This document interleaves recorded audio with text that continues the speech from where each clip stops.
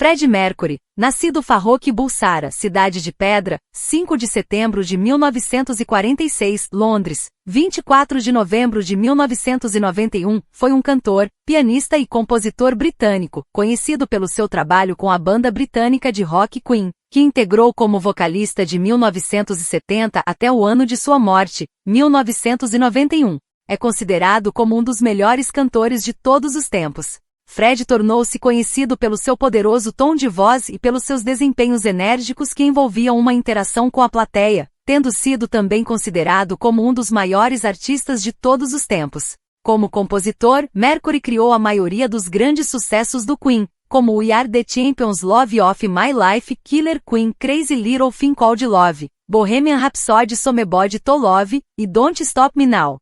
Além do seu trabalho na banda, Mercury também lançou vários projetos paralelos, incluindo um álbum solo, Mr. Bad Guy, em 1985, e um disco de ópera ao lado da soprano espanhola Montserrat Caballé, Barcelona, em 1988. Mercury morreu de broncopneumonia, acarretada pela AIDS, em 1991, um dia depois de ter assumido a doença publicamente.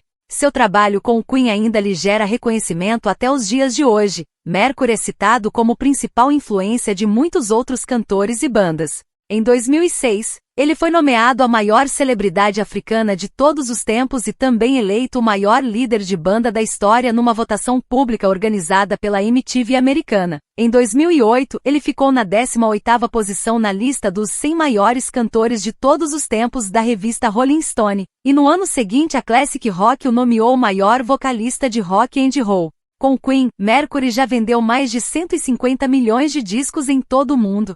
Freddie Mercury, batizado de Farrokh Bulsara, nasceu na colônia britânica Cidade de Pedra, em Zanzibar, hoje parte da Tanzânia, primeiro filho de Bomi e Ger Bulsara, parsis zoroastrianos de Gujarat, na Índia. A família Bulsara se mudou da Índia para Zanzibar para que Bomi pudesse manter seu emprego no Banco Colonial Inglês, e lá o casal também teve sua segunda filha, Kashira. Em 1954, aos 8 anos, o garoto foi enviado para estudar na St. Peter Boarding School, uma escola para meninos na cidade indiana de Bombaim, tendo feito todo o trajeto sozinho a bordo de um navio. Nessa época, já grande apreciador de música, ele começou a ter aulas de piano, muito influenciado pela cantora local Lata Mangeshkar. Aos 12 anos, montou uma banda chamada The Actics, com quem ele se apresentava em eventos escolares cantando sucessos de artistas como Cliff Richard e Little Richard. E foi nessa época que ele passou a ser chamado de Fred pelos amigos. Apesar de ser apreciado pelos mais velhos devido a seu carisma e talento musical, o garoto sofria muito bullying por parte das outras crianças de sua idade devido à sua personalidade afeminada, o que o levou a se tornar uma pessoa introspectiva e muito tímida quando perto de estranhos.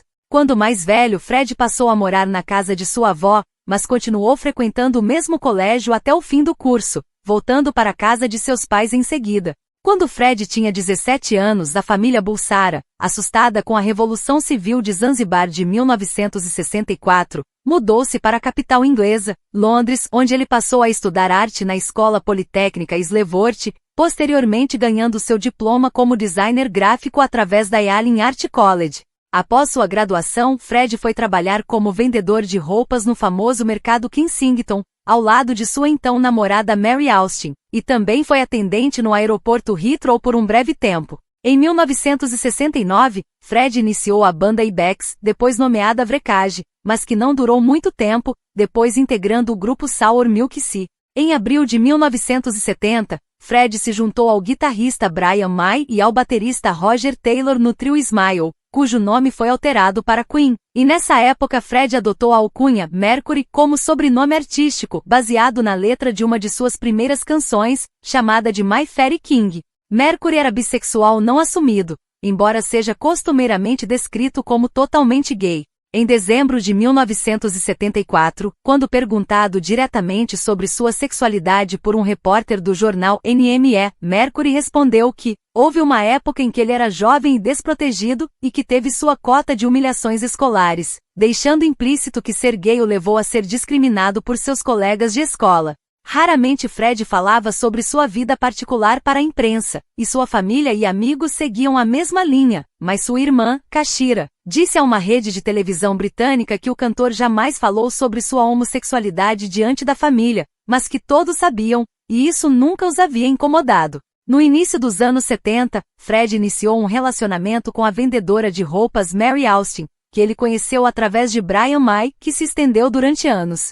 O envolvimento amoroso deles acabou quando Fred confessou sua natureza homossexual para ela, mas os dois mantiveram uma grande amizade por toda a vida, com Fred dedicando a famosa canção Love of My Life em sua homenagem, e também sendo padrinho de seu primeiro filho. Em seu testamento, Fred deixou para ela sua mansão em Londres, assim como a detenção de todos os direitos autorais de sua discografia, o que continua a render a Mary milhões de libras todos os anos.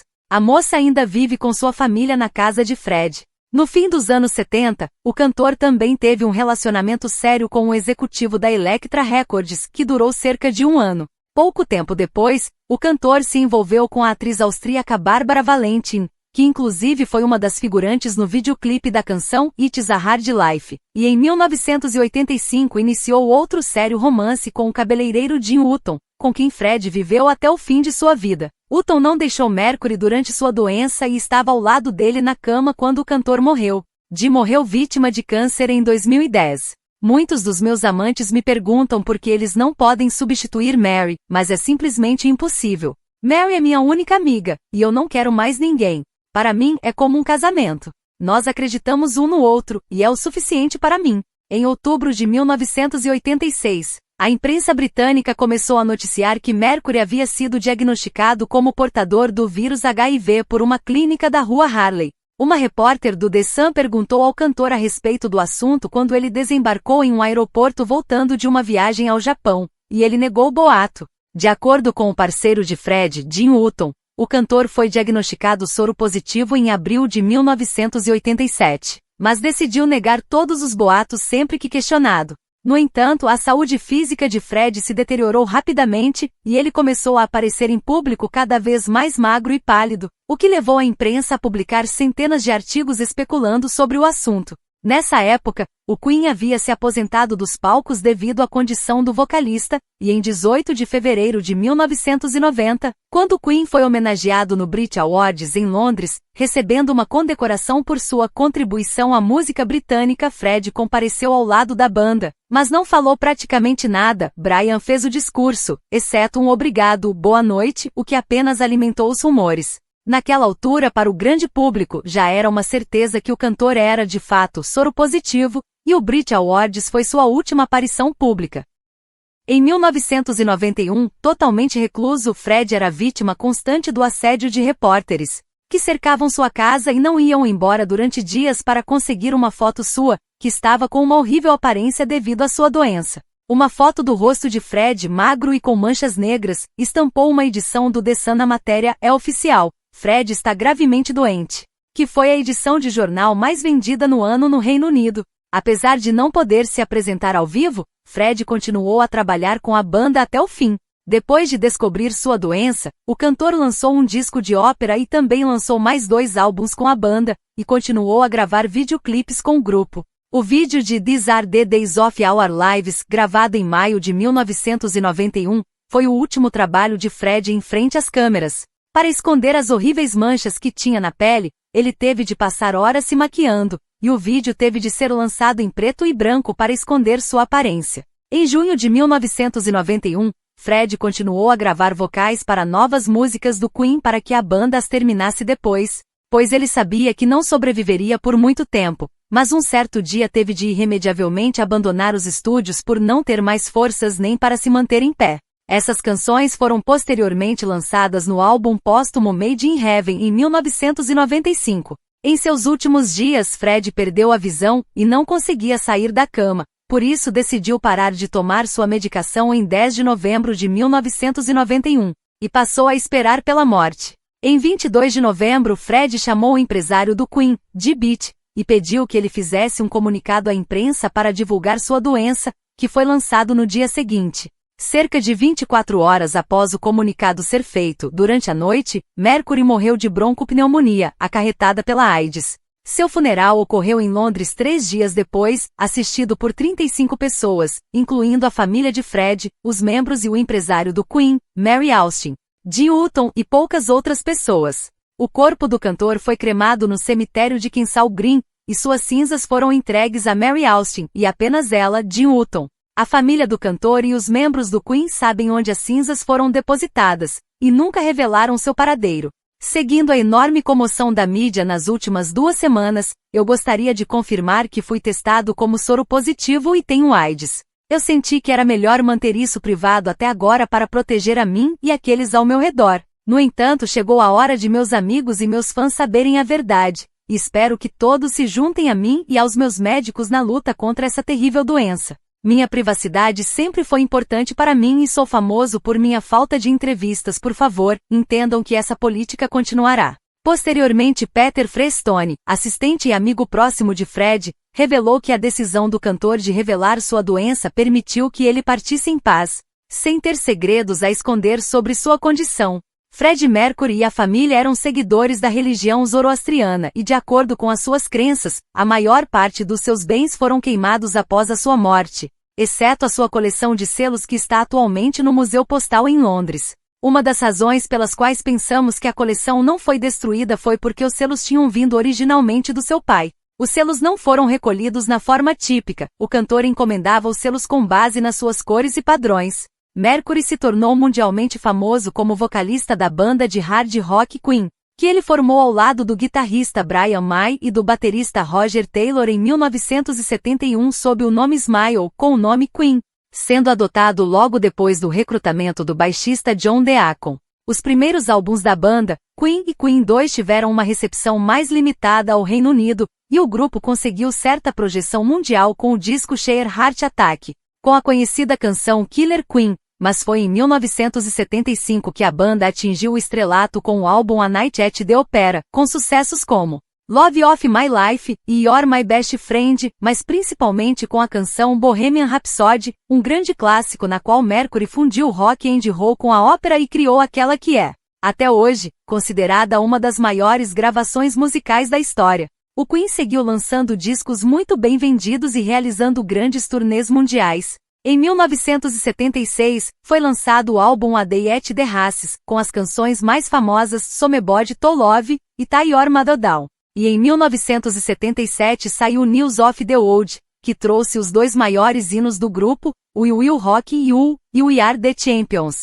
O álbum seguinte, Jazz, não foi um fracasso, mas falhou em conseguir a mesma aceitação de seus antecessores, apesar de que com The Game o Queen voltou a ser elogiado, trazendo canções como Crazy Little Thing Called Love e Another One Bites the Dust, uma canção ao estilo de funk rock que foi um grande sucesso e esteve no topo da Billboard Hot 100 por várias semanas. Na turnê de The Game, o Queen tornou-se a primeira grande banda europeia a se apresentar na América do Sul, com 5 datas na Argentina e 2 no estádio do Morumbi, na cidade brasileira de São Paulo, atraindo uma audiência combinada de quase 300 mil pessoas. Em 1982, empolgado com a boa recepção de Another One Bites the Dust, Fred decidiu que queria gravar um álbum inteiro nesse estilo, uma ideia que desagradou profundamente os outros 3 membros do grupo, mas que acabaram cedendo, produzindo canções de funk rock, new wave e outros estilos diferenciados.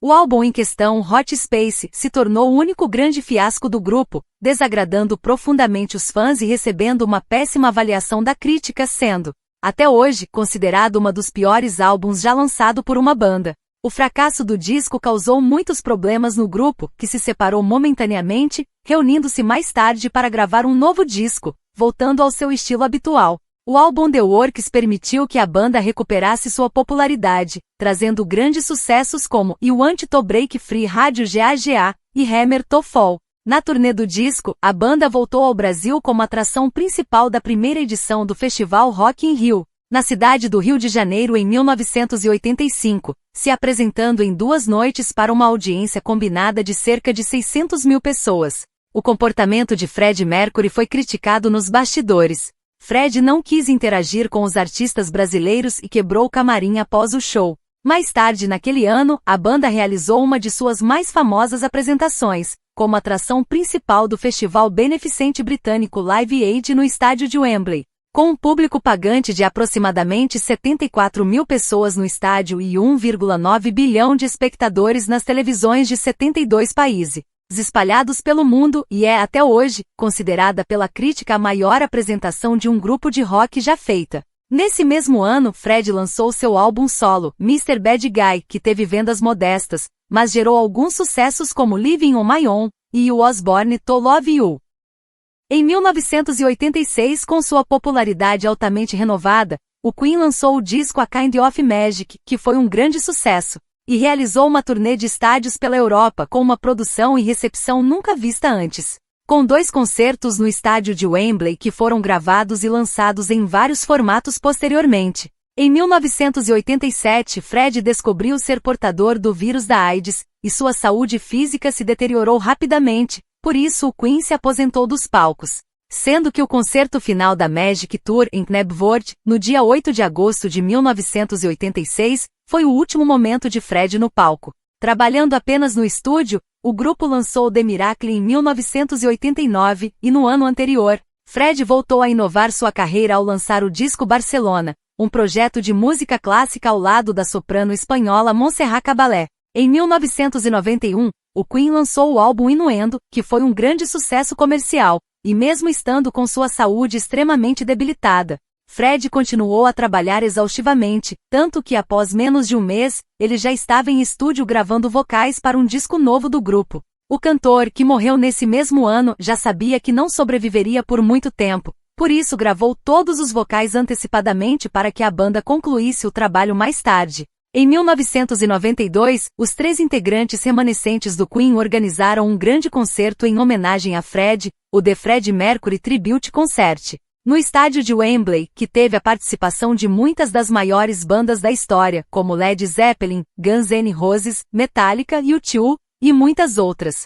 O álbum gravado com os vocais que Fred deixou prontos, Made in Heaven, que contém a última música do cantor com a banda Mother Love, foi finalizado e lançado em 1995. Além disso, em 1997 foi lançado um single em sua homenagem, No One But You, que também foi o último a contar com a participação de John Deacon. Esse seria o último single até os lançamentos de Let Me In Your Heart Again, lançado em conjunto com o álbum Queen Forever, em 2014, e Face It Alone, trabalhado nas sessões de The Miracle, e lançado para coincidir com o lançamento da edição de colecionador do álbum, em 2022. Hoje em dia, estima-se que o Queen já tenha vendido mais de 150 milhões de discos ao redor do mundo, apesar de que no dia a dia a voz de Mercury soava em um tom barítono. Quando estava cantando, seus vocais atingiam uma escala de tenor, normalmente variando de baixo F, F2, para alto F, F6, quase atingindo a escala soprano, que é feminina.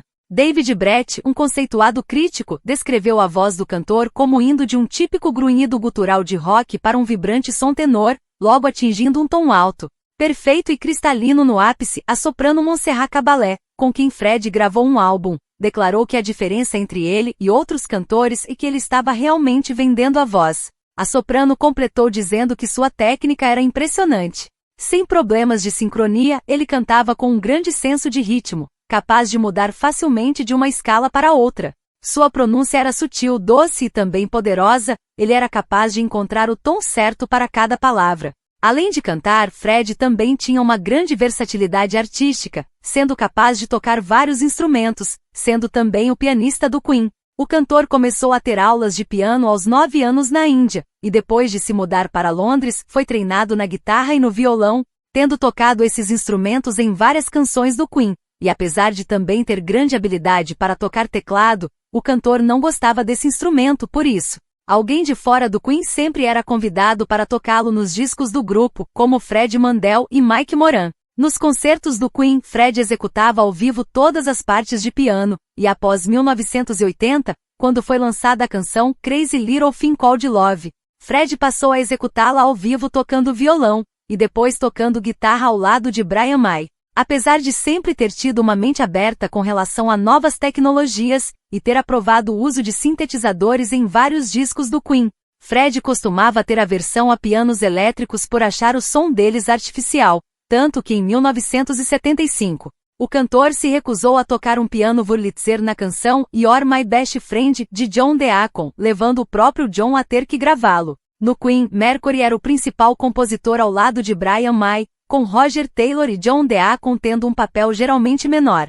Fred criou a maioria dos grandes sucessos do Queen, como We Are The Champions, Bohemian Rhapsody, Love of My Life, Don't Stop Me Now, Killer Queen, Crazy Little Thing Called Love e muitas outras. Com o passar dos anos, as composições de Fred para o Queen passaram por uma grande sucessão de estilos, com uma grande versatilidade artística sendo um dos maiores aspectos do cantor. Fred possuía um variado gosto musical e influência de diversos cantores e bandas, o que o levava a estar sempre diversificando suas criações. No início dos anos 70, quando o Queen começou, o Led Zeppelin já era uma banda muito popular e apreciada por Mercury, sendo a principal influência em canções como Seven Seas of He e Killer Queen, canções com um toque de jazz rock característico dos álbuns do Led Zeppelin. Um grande fã de Elvis Presley, Fred baseou muito de seu estilo e performance no astro, e algumas canções foram criadas ao estilo sessentista de Elvis como Crazy Little Thing Called Love e Man on the Prowl.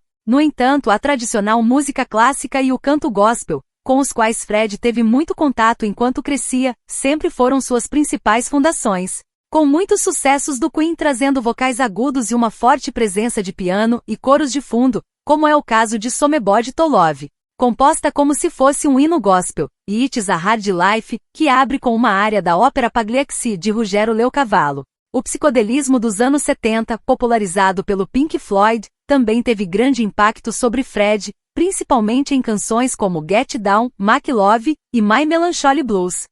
Fred ainda apreciava o funk e o pop rock, o que o levou a criar várias canções nesses estilos, como Under Pressure e Body Language. A mais apreciada composição de Fred é Bohemian Rhapsody, uma canção revolucionária e complexa, dividida em várias partes e soando em diversos estilos, desde o hard rock até a ópera, possuindo uma letra trágica e rancorosa, e Fred nunca explicou seu verdadeiro significado, se referindo a ela como sendo uma daquelas músicas que possuem um sentimento de fantasia. Eu acho que as pessoas deveriam apenas ouvi-la, pensar sobre ela, e então refletir sobre o que ela tenta lhes dizer em uma entrevista de 1986. Fred declarou: "Eu odeio fazer sempre a mesma coisa. Gosto de conhecer as novidades da música, do cinema e do teatro, e então usar tudo isso."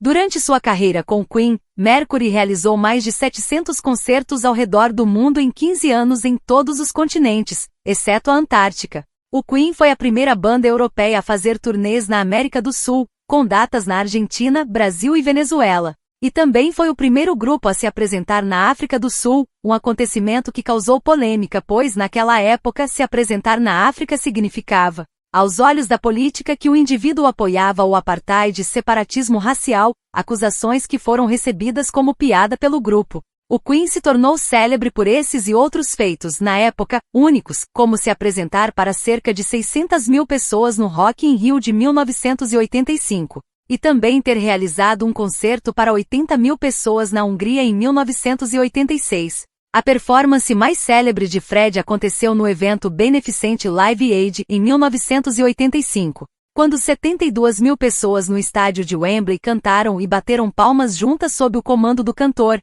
até hoje enaltecido pela crítica devido a esse dia. Mercury possuía várias marcas registradas que lhe deram notoriedade, tanto quanto a sua performance quanto a sua aparência, pois, quando ao vivo, Fred cantava usando o microfone preso à metade de um pedestal, como se fosse seu cetro. Queen significa rainha, uma ideia que ele teve antes do grupo, quando seu pedestal quebrou e ele achou que o aparelho era um bom efeito visual. Quando cantava, Fred fazia movimentos considerados teatrais influenciados pelo seu treinamento em balé, e também em todos os concertos.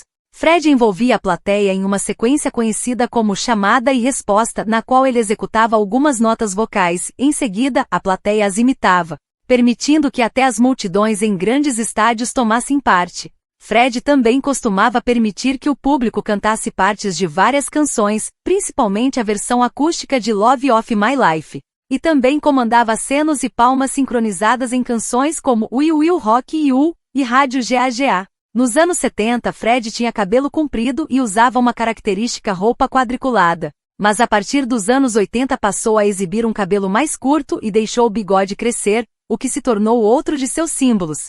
Logo no começo, devido ao bigode, pessoas da plateia costumavam jogar giletes e espuma de barbear no palco, que o cantor agradecia e guardava no bolso. Até hoje, a crítica considera Mercury como um dos maiores artistas da história devido à sua performance. Um repórter do The Spectator o descreveu como um artista fora de série, chocante e charmoso com várias versões extravagantes de si mesmo. O popular cantor David Bowie, que já gravou e se apresentou com o Queen, se referiu a Mercury dizendo que dentre todos os cantores teatrais de rock, ele foi o único a levar tudo a um outro nível, era alguém que podia, literalmente, ter a plateia na palma da mão. O guitarrista Brian May declarou que Fred conseguia fazer a última pessoa na última fileira do estádio se sentir incluída. Em uma resenha do Live Aid em 2005, um crítico escreveu que aqueles que listam os maiores vocalistas da história costumam dar a primeira posição para Robert Plant ou Mick Jagger, mas estão terrivelmente errados, uma vez que, por sua performance mitológica no Live Aid, Mercury era, sem dúvida, o maior de todos. Integrantes de muitas grandes bandas que surgiram antes ou depois do Queen apontam Mercury como grande influência em seu trabalho. Axl Rose, vocalista do Guns N' Roses, baseou muito de sua postura no palco em Mercury, com relação a seus movimentos, o uso do piano e o modo de cantar, por exemplo, e declarou que se não tivesse ouvido as letras de Fred quando criança, não sabe o que teria sido dele. Kurt Cobain, do Nirvana, escreveu em sua carta de suicídio que admirava e invejava a felicidade que Fred sentia ao estar no palco, e Robert Plant, do Led Zeppelin, declarou que Mercury era o único cantor que por trás de sua lenda realmente era uma lenda. Paul McCartney, certa vez, se referiu a Fred como Rei Mercury. Dave Grohl do Foo Fighters declarou que todas as bandas deviam estudar Fred no Live Aid, quando ele demonstrou que era o maior vocalista de todos. Personalidades da música pop também admiram seu trabalho, como Michael Jackson, que assistiu a vários concertos do Queen em Los Angeles, e apontava Mercury como seu cantor favorito, e Katy Perry o apontou como sua maior influência, declarando que a combinação de sua performance sarcástica e suas letras, combinadas com sua atitude de indiferença, afetaram muito sua música. Lady Gaga criou seu nome artístico baseado na canção Rádio GAGA, e descreveu Fred como sendo um gênio, que conseguia se reinventar constantemente. Em 2008, Mercury ficou em segundo lugar na lista da MTV das 22 maiores vozes da música. E no ano seguinte também ficou em segundo lugar na lista da Rádio Planet Rock das maiores vozes do rock and roll, mas foi o campeão na lista dos maiores vocalistas da história da revista Classic Rock. Em 2011, Fred ficou em segundo lugar na lista da NME dos maiores cantores da história, também ficou em segundo lugar na lista 100 melhores vocalistas da história pela revista Rolling Stone, e foi eleito o maior cantor de todos os tempos pelos leitores da revista Jigviz. Em 25 de novembro de 1996, foi inaugurada uma estátua em homenagem a Mercury na cidade suíça de Montreux, às margens do Lago Léman, com 3 metros de altura, projetada por Irena Sedleca.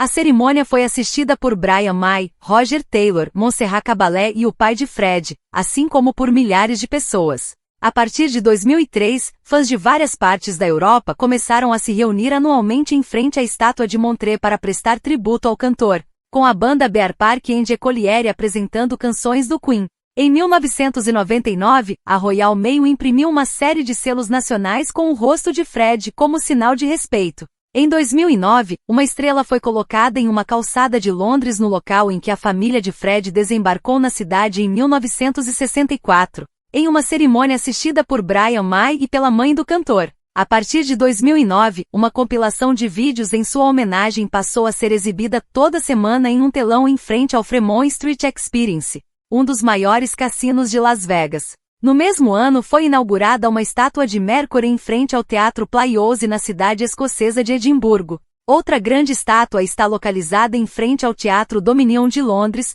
onde o musical We Will Rock You, baseado nas canções do Queen, é apresentado. Em celebração dos 65 anos de Mercury, o Google o homenageou com seu logotipo em sua página online de pesquisas, que por algumas semanas mostrava uma animação de Fred cantando Don't Stop Me Now. Outro grande tributo foi pago na cerimônia de encerramento dos Jogos Olímpicos de Verão de 2012, quando foram mostradas em vários telões do Estádio Olímpico de Londres a gravação de Fred realizando sua chamada e resposta, com a plateia de Wembley em 1986, e a multidão de espectadores e atletas no local respondeu adequadamente. Em seguida, Brian May e Roger Taylor tocaram We Will Rock You com a cantora Jessie J no vocal. Em 2013, o epíteto genérico da espécie de anfíbio Indiana mercurana Myristica palustris foi nomeado em sua homenagem, por ter passado a maior parte de sua infância no local onde é encontrada Panchagni, no norte dos Ghats ocidentais.